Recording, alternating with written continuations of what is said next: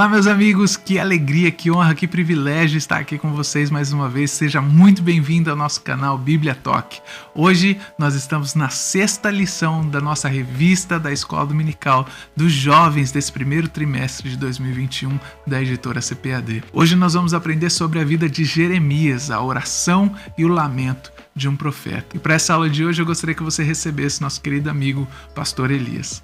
Olá, que a graça e a paz do Senhor Jesus esteja com você.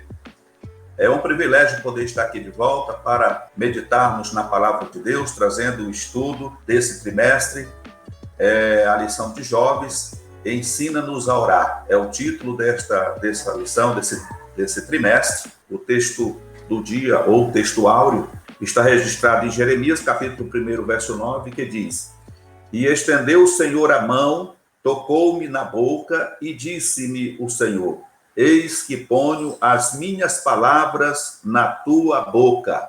A síntese, ou a verdade prática, está escrito dessa forma: devemos buscar a vontade de Deus para as nossas vidas diariamente, pois a vontade do Senhor é boa, agradável e perfeita. O texto bíblico em classe também está registrado em Jeremias, no capítulo 14, do verso 7 a 12. Nós vamos estar lendo. Se você está com a sua Bíblia ou com uma apostila, você pode estar acompanhando a leitura que vamos estar fazendo agora. Posto que as nossas maldades testifiquem contra nós, ó Senhor, opera tu por amor do teu nome, porque as nossas rebeldias se multiplicaram contra ti, pecamos. Ó esperança de Israel, Redentor, seu no tempo da angústia, porque serias como um estrangeiro na terra e como o vidante que se retira a passar a noite? Porque serias como homem cansado, como valoroso que não pode livrar? Mas tu estás no meio de nós, ó Senhor, e nós somos chamados pelo teu nome. Não nos desampare. Assim diz o Senhor acerca deste povo: pois que tanto amaram o afastar-se e não detiveram os pés, por isso o Senhor se não agrada deles, mas agora se lembrará da maldade deles e visitará os seus pecados.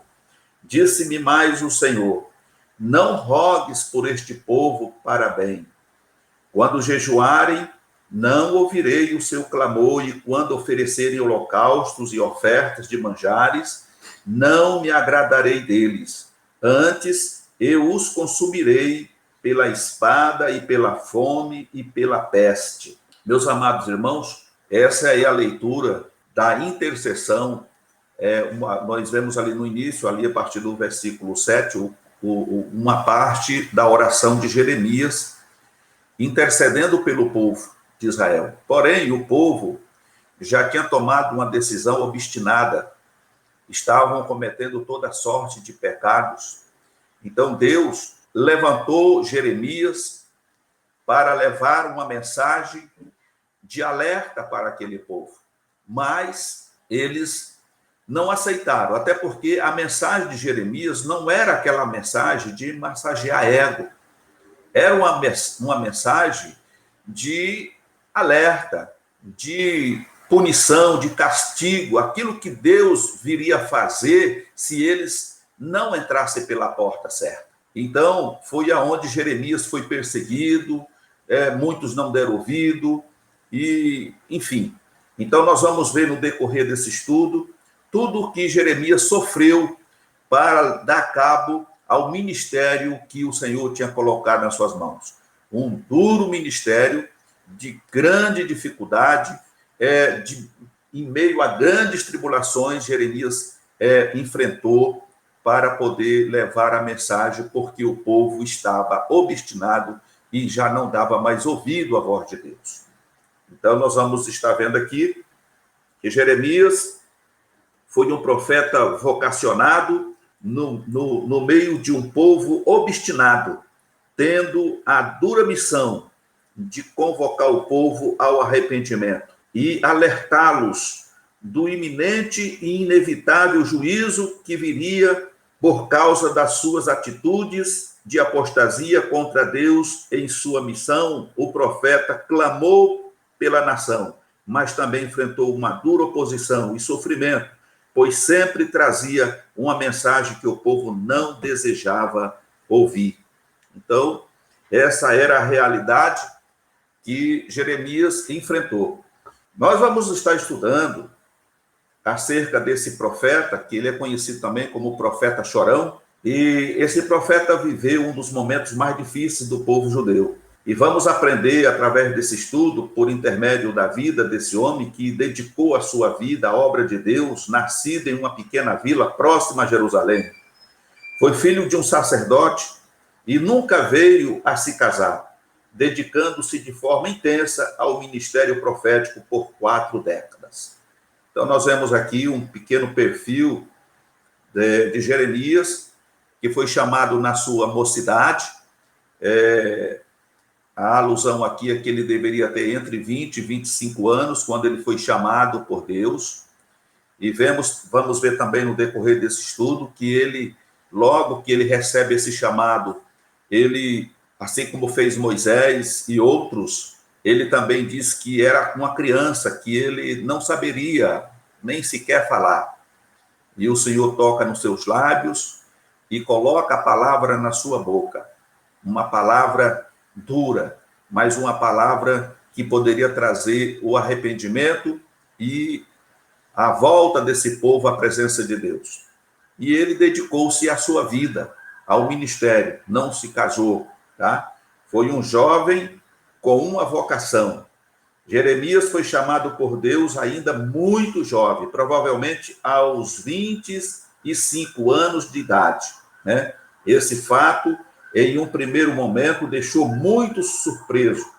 Imagine um moço tímido que ainda se considerava uma criança, conforme nós vimos ali em Jeremias, capítulo 1, verso 6, sendo chamado diretamente pelo Altíssimo para ser um profeta, levando a mensagem sagrada às nações. Sem dúvida, um grande desafio. O chamado desse jovem moço é registrado na Bíblia Sagrada com belíssimas e inspiradoras palavras. Antes que eu te formasse no ventre, eu te conheci. E antes que saísse da madre, te santifiquei e às nações te dei por profeta.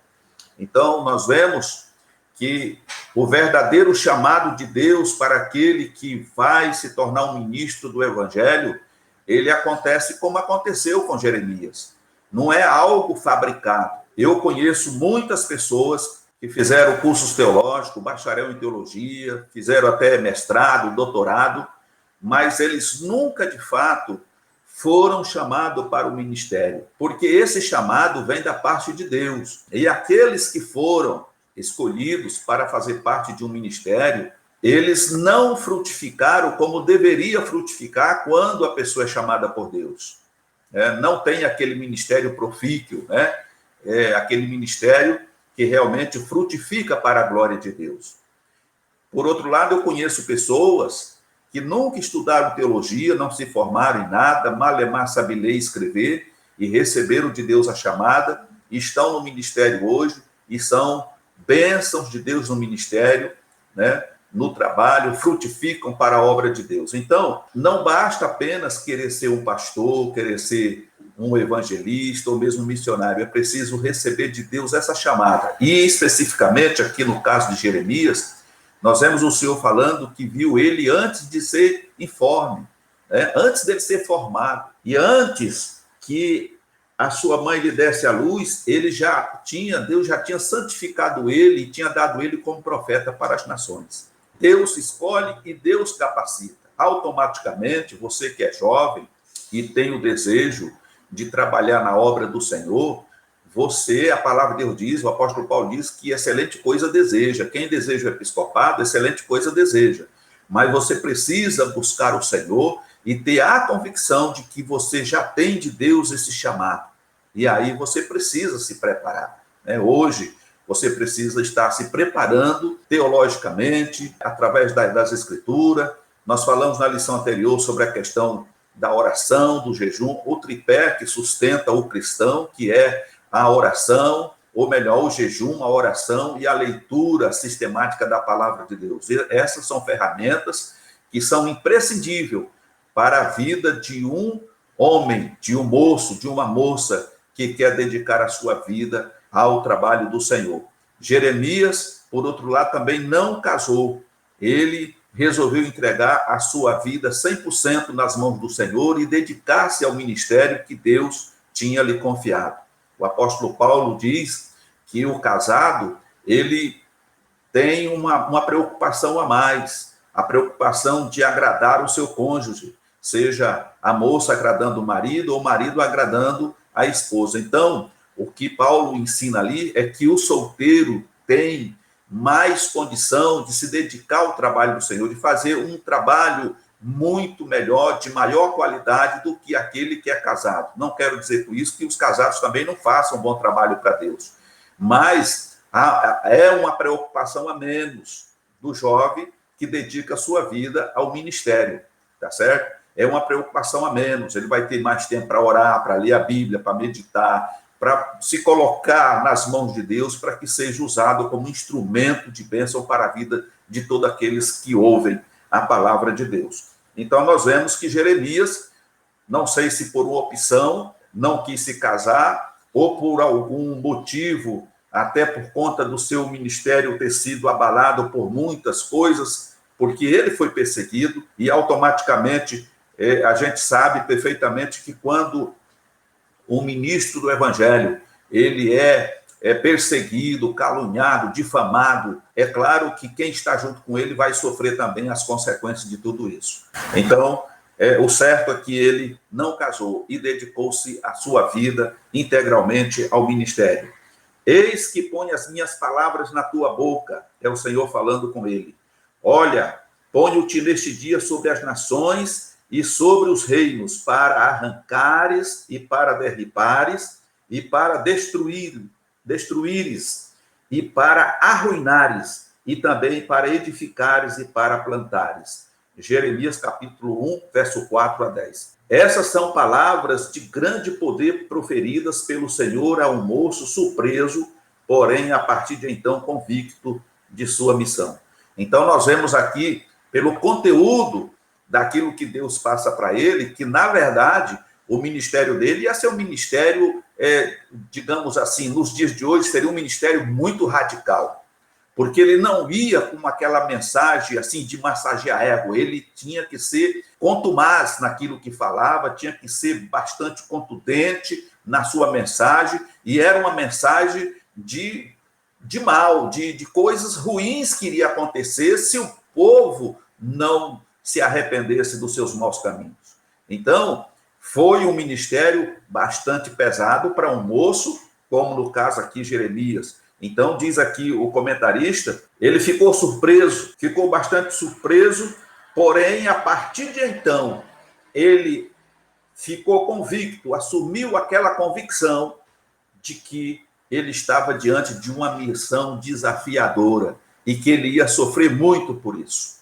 E sofreu bastante. Aí o ponto 2 vem falar, vejo uma vara de amendoeira. Há uma peculiaridade nas amendoeiras que nasciam nas terras de Israel e Judá. As flores roseadas, bem clarinhas, cobriam as pequenas árvores quase que por completo quando era chegado o mês de janeiro. Esse fato sinalizava o final do inverno e o início da primavera. Era um sinal da planta vigilante de que um novo ciclo começara. Talvez seja esse o motivo do nome em hebraico para a amendoeira ser chamada de shoked, ou seja, vigilante, o que significa essa primeira visão. Jeremias, capítulo 1, verso 11 e 12. Uma maravilhosa constatação. Deus é fiel e cumpre a sua palavra. No tempo certo, a resposta do Senhor se fará presente. Assim como a amendoeira anuncia a chegada da primavera, as profecias de Jeremias anunciavam a proximidade do juízo do Senhor. A palavra de Deus iria se cumprir. O profeta era apenas aquele que anunciaria o juízo. já a obra seria realizada pelo Altíssimo. Então, essa amendoeira, ela era o sinal, né, do término do inverno para o início da primavera.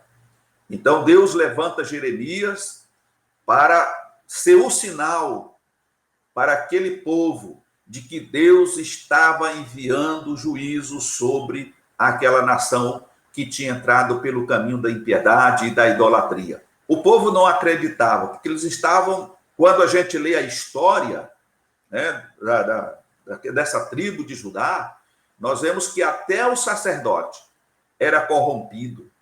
Então, ele fazia aquilo que ele achava que era correto. E por conta disso, já diz um velho adágio popular, que a igreja tem a cara do seu pastor. Se o pastor é um pastor pentecostal, um pastor que prega a verdade, que ora, né, que jejua, que se consagra, não vou dizer toda a igreja, mas uma boa parte da igreja acompanha o seu pastor e segue após os seus passos. Se o pastor ele é um pastor relapso, que não está nem aí com a igreja, com a membresia da igreja, leva as coisas de qualquer maneira, então a igreja também, da mesma forma, vai seguir os passos. E era o que acontecia naquela tribo chamada Judá. Então o sacerdote se corrompeu, o rei também se corrompeu, e cada um fazia o que queria e não estava nem aí com Deus. Apesar de Deus mandar a sua mensagem, como diz a Bíblia, madrugando e falando e chorando, o povo já estava acostumado a fazer as coisas erradas e não queria conserto. O ponto 3 diz, há um chamado para você. O chamado é algo muito relevante em nossas vidas. Foi através de seus chamados que grandes personagens da Bíblia entenderam os propósitos de Deus em suas vidas. Vejamos, por exemplo, Sansão, Isaías, Paulo, entre tantos outros. Também encontramos muitos personagens da história da igreja que dedicaram suas vidas de forma intensa a uma causa, e tudo começou com um chamado.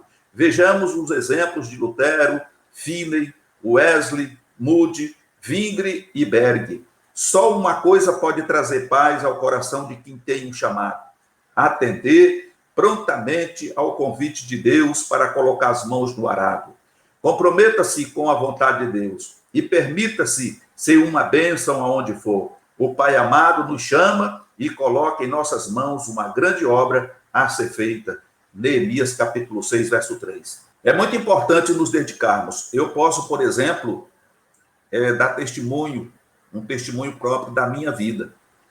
Eu nasci num lar cristão, né, descendo de uma família de pastores, evangelistas, mas eu só aceitei Jesus de fato aos 15 anos de idade. Com 15 anos de idade, eu senti de Deus a necessidade de aceitar a Jesus como meu único e suficiente Salvador. Até então, eu era filho de crente, participava da igreja, cantei no grupo das crianças, no grupo dos adolescentes, mas nada mais do que isso. Não tinha nenhum tipo de envolvimento. Mas um dia, aos 15 anos de idade, eu tive uma visão. E nessa visão, eu vi claramente que o Senhor precisava de mim na obra, que Deus tinha algo para mim. Até porque, por muitas vezes, o Senhor usou profetas, né? E dizia que Deus tinha uma grande obra a realizar por intermédio da minha vida. Apesar de eu não ter dado muita ênfase, muito crédito a essas profecias, um dia o Senhor me mostrou algo em visão que me deixou um tanto preocupado e, ao mesmo tempo, apavorado. Foi quando eu fui para a igreja e aceitei Jesus como meu Salvador. E, a partir dali, eu passei a dedicar minha vida ao Senhor. Logo em seguida, no primeiro batismo que aconteceu, eu já pedi o batismo, me batizei nas águas e fui em busca do batismo com o Espírito Santo. Passado alguns dias, talvez umas 2 semanas ou 3, houve uma vigília e eu estava focado em receber o batismo com o Espírito Santo. Eu queria realmente, porque a partir daquele momento, quando eu aceitei Jesus e fui batizado nas águas, acendeu em mim um desejo, uma chama que queimava o meu coração, o desejo de pregar o evangelho, de ensinar. Então, eu sabia que Deus estava me dando a oportunidade de ser um mensageiro da sua palavra. No entanto, eu era tímido, eu não sabia falar direito, mas aquele fogo ardia no meu coração. E então eu comecei a buscar o batismo com o Espírito Santo para poder receber esse dom que eu buscava, que era o dom da palavra. E o Senhor Jesus me batizou com o Espírito Santo.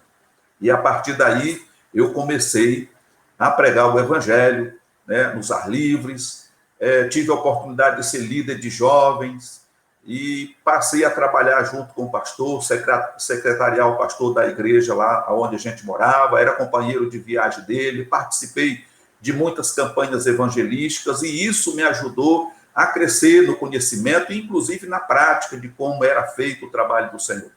Hoje eu estou aqui com 63 anos e eu sinto que ainda posso e poderia fazer muito mais do que fiz e ainda me considero uma criança, assim como Jeremias se colocou diante de Deus. Tem horas que a gente não sabe o que dizer e como falar, mas a gente sabe que o Espírito Santo é aquele que está conosco, nos capacita. Então, o que vale é você se colocar à disposição do Senhor. Jovem, moço, moça, você precisa tão somente ter o desejo de fazer a obra de Deus e se colocar nas mãos do Senhor.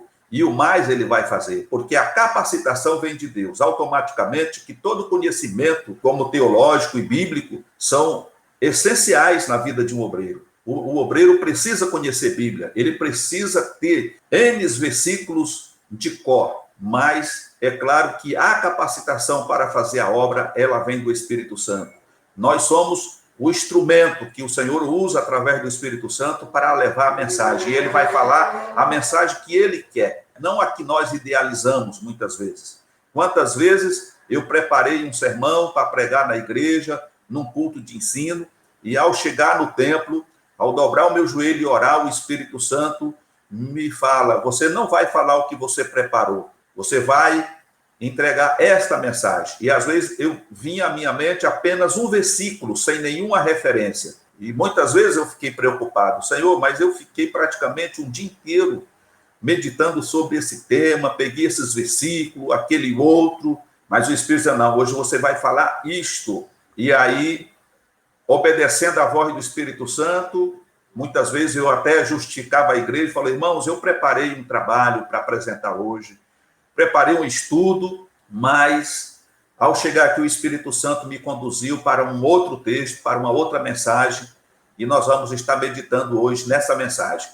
E aquilo me trazia uma surpresa muito grande, porque nada daquilo que eu idealizei, que eu imaginei que fosse, não aconteceu, e pelo contrário, o que o Espírito Santo revelou e mostrou na hora da meditação, na hora da explanação da palavra, era coisa fenomenal. Surpreendeu não só a mim, mas a todos quantos estavam ali, porque Deus se fez presente e ele realmente falou aquilo que a igreja precisava ouvir e que todos estavam necessitando. Então, esse é um ponto primordial na vida do obreiro.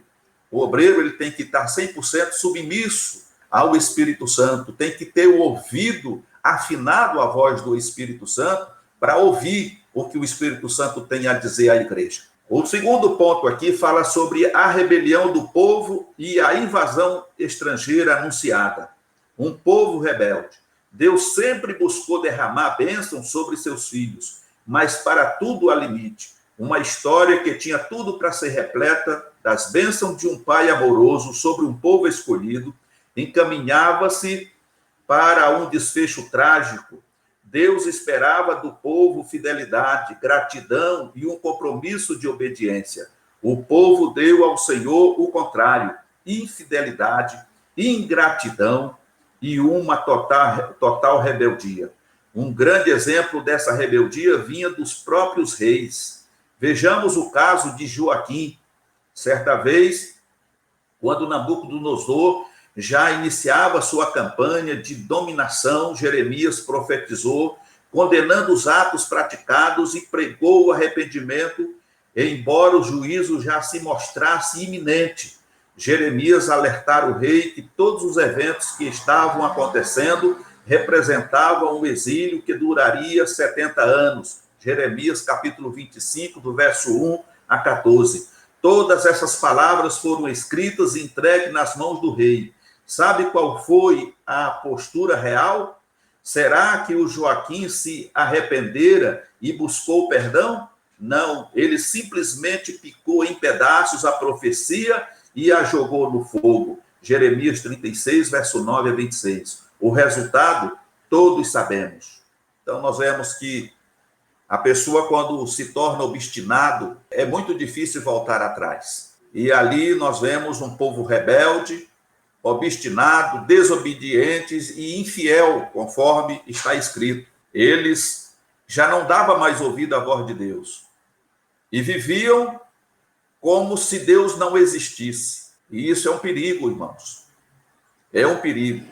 Nós precisamos estar na presença de Deus. Deus sempre tem o melhor para nós. Deus sempre tem as bênçãos. Deus tem a paz que todo mundo anela e almeja. Portanto, não vamos nos afastar do Senhor. Não vamos nos tornar rebeldes aos mandamentos do Senhor, mas vamos obedecer, até porque nós estamos caminhando para a Nova Jerusalém. E em breve Jesus estará voltando para buscar o seu povo. Oxalá que fosse hoje que Jesus voltasse. Mas se isso não acontecer, porque ainda há muitas pessoas que precisam entrar pela porta. E a porta é estreita. Nessa porta não entra bagagem, não passa bagagem. Amém, meus queridos? Então nós vemos ali Jeremias diante de um grande desafio. A mensagem de Deus foi entregue na mão do rei Joaquim. E ele rasgou a mensagem e jogou no fogo. Jogou no fogo, queimou, não dando ouvido. E o resultado, nós sabemos qual foi. O povo era rebelde porque seus líderes eram rebeldes, que foi o que eu falei a princípio. A igreja, ela tem a cara do pastor. Nós já falamos isso. Se o governante, se o líder, ele é uma pessoa relapsa, ele é uma pessoa obstinada ao erro, então automaticamente muitos vão o imitar. Não é à toa que Paulo disse uma certa feita: sejais os meus imitadores como eu sou de Cristo. Claro que nesse termo, Paulo está nos convidando a imitá-lo como ele é imitador de Cristo. Mas nós vemos que muitos estão imitando o inimigo e levando as pessoas a ser os seus imitadores também. É um perigo muito grande isso aí. Como esperar a fidelidade de uma nação cujos reis haviam se afastado tanto dos caminhos de Deus? Difícil. Poucas eram as vozes que pregavam uma conversão e o retorno à comunhão com Deus. A consequência desse afastamento se concretizou nos tempos de Jeremias, um profeta menosprezado. Então, nós vemos aqui que, além do povo não dar ouvido à sua mensagem, o menosprezaram. Desprezaram ele. Ele não tinha nenhuma credibilidade, nem por parte do rei, e muito menos por parte dos sacerdotes que dominavam, né, a igreja naquele tempo. Ele não tinha nenhum tipo de consideração. A prova é que o próprio sacerdote levantou falso testemunho contra ele e ele foi chicoteado em praça pública a mando do próprio sacerdote. Porque o sacerdote achava-se como sendo a única voz de Deus. E a mensagem de Jeremias, por ser uma mensagem dura, não era uma mensagem de Deus, era uma mensagem do diabo. Era isso que ele afirmava. Jeremias tinha um chamado muito especial. As mensagens que Deus lhe dera eram tanto de destruição quanto de edificação, conforme está registrado no capítulo 1, versículo 10 do seu livro. Tudo dependeria de como suas profecias seriam recebidas nos corações das pessoas a que se destinavam. O profeta anunciava a necessidade de arrependimento e conversão, mas sabia o fim que estava determinado àquele povo. Constantemente apontava os graves pecados cometidos pelo povo, conforme está registrado lá em Jeremias capítulo 6, verso de 1 a 30, capítulo 13, verso 15 a 27 e capítulo 16, verso 10 a 13. Mas era hostilizado e desprezado. Restou-lhe a profunda dor de ver a sentença ser cumprida. Viveu para assistir toda a destruição que se seguiria levada a termo pelo exército babilônico. Iniciava-se ali os tristes anos de exílio de Judá na Babilônia. Restava ao profeta menosprezado o choro e o lamento. Então, nós vemos aqui que ele chorou, ele lamentou, ele pregou, ele mostrou o erro do povo, mas o povo não quis se arrepender. É claro que a sentença já estava decretada, mas Jeremias, ele esperava que se houvesse um arrependimento, a começar pelo rei, Deus poderia mudar aquela situação. Mas eles estavam tão obstinados que não aceitaram a mensagem. E o cumprimento da sentença chegou. Nabucodonosor, com seu exército, destruiu tudo e levou os cativos para a Babilônia. A vida do profeta Jeremias era marcada por muito sofrimento. Tudo isso lhe causou uma série de lutas interiores e tormentos. Porém, era um homem profundamente comprometido com Deus e com a ousadia necessária para proferir suas profecias, apesar das grandes resistências e perseguições. O custo pessoal a Jeremias foi grande, nascido em meio a muita alegria. Jeremias capítulo 20, verso 15. Em pleno ministério chegou a amaldiçoar o dia do seu nascimento. Jeremias 20, verso 14. Em outro momento de profunda dor, chegou a declarar: ai de mim, minha mãe, porque me destes a luz? Jeremias capítulo 15, verso 10. Grande é o preço pago, mas vale a pena dizer sim ao chamado e cumprir a missão dada pelo nosso amado Deus. Então nós vemos que Jeremias foi um homem que foi perseguido no seu ministério.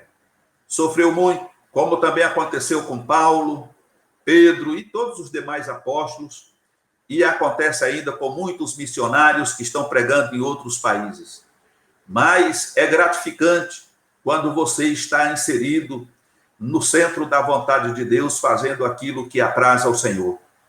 Você não valoriza a sua vida, porque maior é Deus. E nós vemos que, apesar de toda a perseguição, de todo o sofrimento, dedicou a sua vida ao Senhor 100%.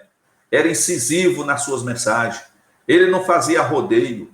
Ele não massageava o ego daqueles que precisavam ouvir a verdade. Ele pregou a verdade, dola em quem doê-lo. Ele pregou a verdade. Mas houve momentos que nós vimos aqui no texto que ele lamentou ter nascido, porque ele foi aprisionado, surrado, esbofeteado, cuspiram nele, fizeram todo tipo de atrocidade com ele, porque não queriam ouvir a palavra de Deus que ele tinha. E, aliás, não aceitavam essa mensagem como sendo de Deus. E é uma concepção que até hoje as pessoas têm. Deus está falando na sua palavra, mas as pessoas estão sempre achando, não, mas Deus é amor, Deus é misericórdia, imagina que Deus ia fazer isso, imagina que Deus vai fazer aquilo. Mas uma coisa é certa, meus queridos, Deus não se deixa escarnecer. O que o homem semear, isso também colherá. Está escrito. O que você semeia, você colhe. É claro que Deus adverte, que Deus alerta, porque o desejo de Deus é que você se arrependa, que você pare de fazer aquilo de errado que você está fazendo. Mas se você não para, não tem problema. O que você está semeando vai brotar, vai germinar, e vai chegar um momento que você vai colher o fruto daquilo que você plantou. E era exatamente o que estava acontecendo ali com o povo de Judá.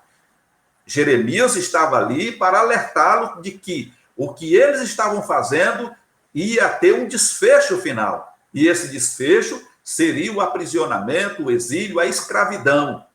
Os que sobrevivessem, porque muitos morreram. E os aleijados, coxos, doentes, seriam abandonados para trás. Ficariam para trás e iam viver em plena miséria. Deus nunca age às escondidas ou no oculto. Deus sempre manda um aviso para que a pessoa desperte enquanto é tempo. O terceiro ponto diz, Deus usa quem ele quer. O povo de Judá acreditava que nada poderia acontecer com eles, pois nenhum povo pagão entraria em Jerusalém, a cidade santa. Mas não foi isso que aconteceu. O juízo veio pelas mãos dos babilônicos. Mas será que o poder de Deus não foi suficiente para proteger a cidade sagrada? Nada disso. Deus é soberano e usa de sua soberania para comandar quem ele quer. Da mesma forma que endureceu o coração do faraó lá em Êxodo, capítulo 9, 12, e lançou os assírios para levarem juízo a Israel, segundo Reis 17, 5 a 6. Agora estava levantando os babilônicos para disciplinarem o povo de Judá, segundo Crônicas, capítulo 36 e 6. Igualmente, anos mais tarde, usaria os persas para viabilizarem a reconstrução dos muros de Jerusalém através de Neemias, conforme Neemias, capítulo 2, verso 6. Deus é soberano e usa quem ele quer. Quem Deus usou como instrumento para realizar a sua obra? Um povo que não o adorava e ainda mais envolvido com pecados e injustiça do que Judá. Isso nos mostra que ele está no controle absoluto da história. Ele levanta reis e os faz cair. Daniel, capítulo 2, 21. Vamos dar ouvidos a essa verdade e sempre estarmos prontos a dizer: eis-me aqui, envia-me a mim. Se, conforme o comentarista, se fôssemos analisar a vida dos babilônicos, eles estariam muito mais em pecado do que o próprio povo de Judá, mas Deus levantou aquela nação para ser chicote, para poder disciplinar o povo de Judá que tinha se rebelado contra Deus. Deus não aceita rebeldia. Deus não aceita do seu povo nenhum tipo de rebeldia. Deus aceita a submissão, a obediência à sua palavra, porque Deus tem o melhor para nós. Deus levanta o profeta e ele prega os ais que ia acontecer ali. O povo despreza, menospreza, maltrata, machuca, né? Mas Deus cumpriu a sua palavra, porque ele usa quem ele quer e como quer. O terceiro parágrafo fala de Jeremias. Jeremias em vão intercede pelo povo. O profeta intercede pelo povo. Jeremias, mais uma vez, intercedeu pelo povo. Era chegada uma época de grande calamidade e o juízo estava próximo, mas uma intercessão por quem não se arrepende gera poucos efeitos. Jeremias, eu vejo ele, o perfil de Jeremias, como o perfil de um pastor verdadeiro, porque existem muitos pastores por aí, mas o pastor verdadeiro é aquele que, mesmo diante da iminência de um grande castigo, ele não sai da brecha intercedendo por Deus. Por exemplo, como Abraão intercedendo por Ló, quando estava ali naquela cidade de Sodoma e Gomorra. E aquela oração, aquela intercessão de Abraão diante de Deus é fenomenal. E agora nós vemos aqui, diante de tudo que já estava sacramentado por Deus, nós ainda vemos Jeremias chorando e intercedendo pelo povo, pedindo para que Deus tivesse clemência. Porém, o povo tinha escolhido andar daquela forma. E Deus não muda o coração do homem. É o homem que tem que cair em si, como o filho pródigo, cair em si, se arrepender do seu mau caminho, né? É o que está escrito lá em Ezequiel também. Deus não tem prazer na morte do homem, mas antes que ele se arrependa do mau caminho. Então, se você está sendo avisado, se você está sendo alertado, mas você continua praticando o erro, então não resta outra coisa a não ser o castigo, né? O castigo divino vem, as consequências do ato que você pratica virá, e ninguém vai poder colher junto com você, você vai colher sozinho.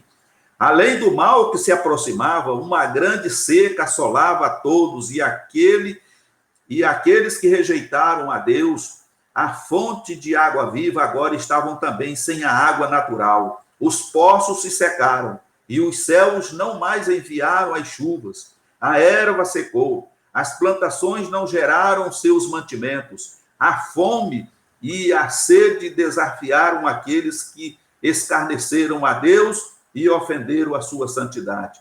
Deus esperava do povo arrependimento e o desejo de buscar a santidade. O povo, porém, apenas expôs o desespero pelos confortos que já não encontravam mais. Também a miséria, a violência, a fome e as práticas pecaminosas foram intensificadas, levando as pessoas ao lamento, porém sem arrependimento. As maldades do povo de Judá testificam contra eles. Era chegado o tempo e a amendoeira floresceu. E aí lamentavam porque não tinha mais cereal no campo, a roça não produzia, não tinha mais chuva, secou os poços. Mas mesmo diante de toda essa calamidade, eles não pararam de pecar, de praticar o errado. Parece não. O escritor diz que aí foi que eles intensificaram mais o pecado. E aí a amendoeira floresceu. Termina o inverno e chega a primavera. Jeremias chorou e intercedeu, mas não há salvação sem arrependimento e uma total transformação de vida. Que os nossos dias possam aprender com os episódios do ocaso de Judá. Que nossa geração possa buscar o Senhor enquanto se pode achar. Isaías 55, verso 6. Então, nós vemos aqui que lamento sem arrependimento não causa nenhum efeito. É necessário lamentar pelo que aconteceu, mas muito mais se arrepender e mudar de atitude, porque arrependimento quer dizer dar meia volta, é você estar indo numa direção, parar e retornar para fazer diferente do que você estava fazendo. É mudar de caminho. Então, Jeremias chorou e intercedeu, mas não há salvação sem arrependimento e uma total transformação de vida. É o que acontece. Sem isso, não há remissão de pecado. Se arrepender emocionalmente ali por aquilo e depois de algumas horas ou dias voltar a fazer novamente, isso não é o arrependimento verdadeiro. O segundo ponto diz: um Deus de fidelidade e de promessa. Mesmo em meio à caótica situação, havia uma firme esperança. Deus é fiel e cumpre suas promessas. Jeremias proclamava uma esperança futura para o povo de Israel e um tempo de vitória. Israel e Judá voltariam à terra prometida para tempos de renovo e uma nova aliança. Desde os tempos dos primeiros seres humanos, a vontade do Senhor era clara: ver pessoas criadas à sua imagem e semelhança, gozando de plena comunhão com o Criador. Porém, com a queda do homem e da mulher, essa realidade foi radicalmente alterada, conforme Gênesis capítulo 3. Mas o Pai amado desenhou uma estratégia infalível, o plano divino para a redenção da humanidade, conforme está registrado em João 3,16, porque Deus amou o mundo de tal maneira que deu seu Filho único, para que todo aquele que nele crê não pereça, mas tenha vida eterna. Mediante o sacrifício de Jesus Cristo na cruz do Calvário, uma nova realidade se descortinava aos seres humanos, e a porta da salvação finalmente estava aberta agora, conforme Romanos capítulo 10, verso 9. Recapitulando o que lemos, desde o princípio, desde o Gênesis, Deus criou Adão e Eva para que eles vivessem em paz e harmonia diante dele, e que a partir de Adão e Eva, todos os descendentes dele, todas as nações, gozassem dessa bem-aventurança, dessa paz gloriosa. No entanto, por conta da sua desobediência, por conta do seu pecado, a humanidade foi agora submetida à morte, ao pecado. E agora, como diz Paulo, escrevendo aos Romanos, o salário do pecado é a morte, mas o dom gratuito de Deus é a vida eterna. Então, por conta do pecado, Deus, então, agora cria um meio de salvação, conforme lemos aqui João 3,16, Deus ama o mundo, ele nunca deixou de amar, e quando falamos mundo, estamos falando do ser humano, da criatura que povoa o planeta. Não estamos falando do planeta em si. Deus não ama o planeta, mas Deus ama a criatura que habita o planeta, que ele denomina mundo. Amém?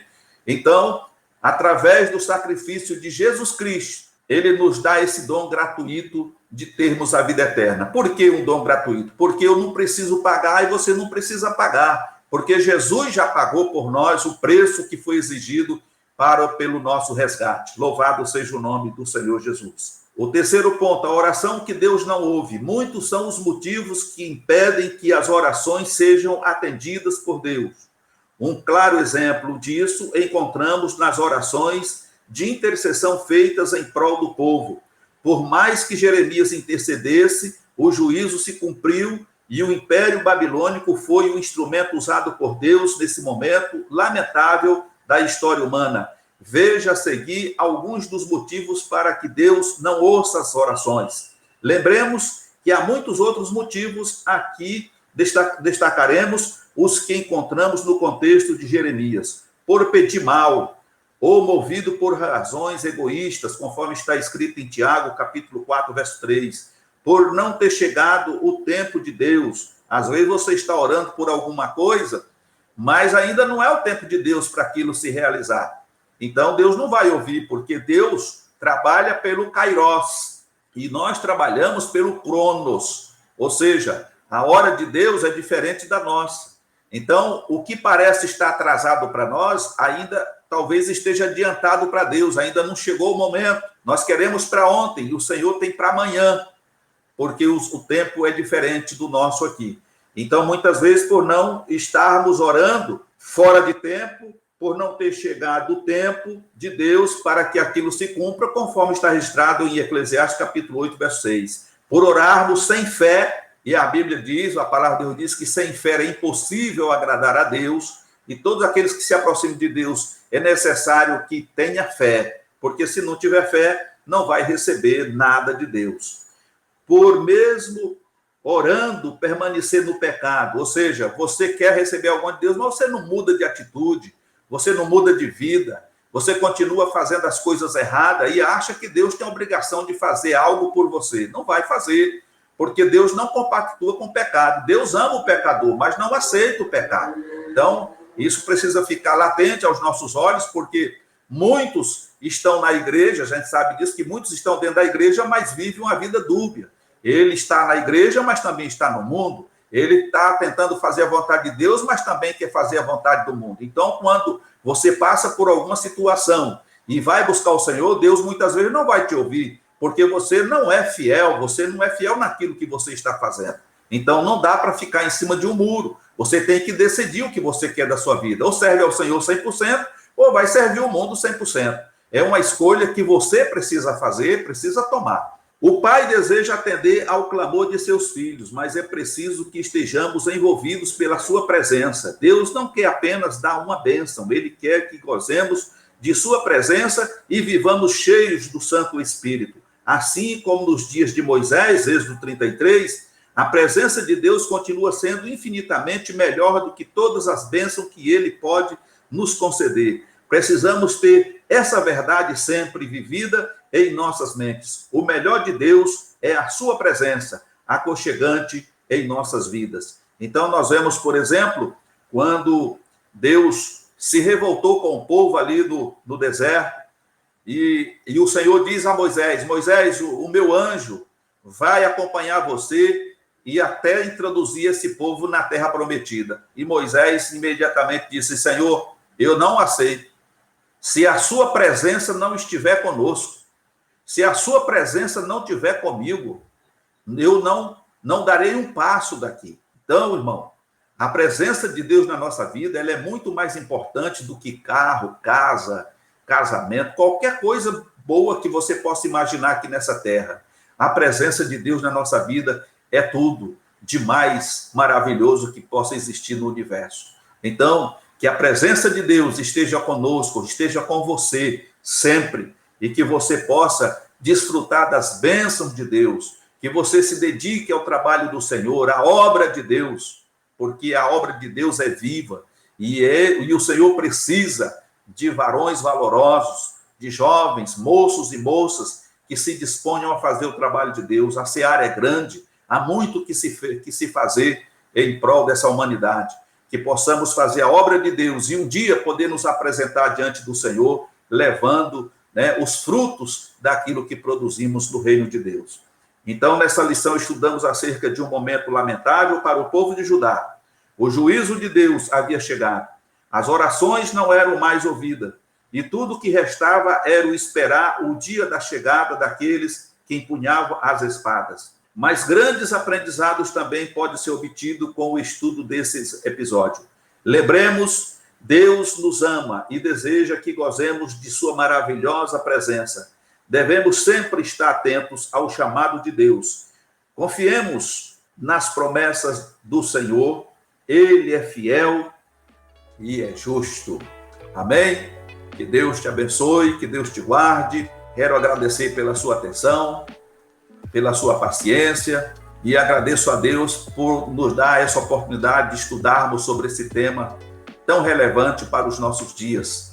Que Deus em Cristo te abençoe. Gente, muito obrigado por participarem dessa aula junto com a gente hoje. Eu tenho certeza que esse conteúdo que nós aprendemos hoje é de extrema importância para as nossas igrejas nos dias de hoje. Se você quiser continuar aprendendo mais sobre a palavra de Deus e sobre tudo aquilo que Ele nos deixou na sua palavra, então eu gostaria que você clicasse na playlist que está aparecendo aqui do lado. Deus te abençoe. Eu te vejo no nosso próximo vídeo.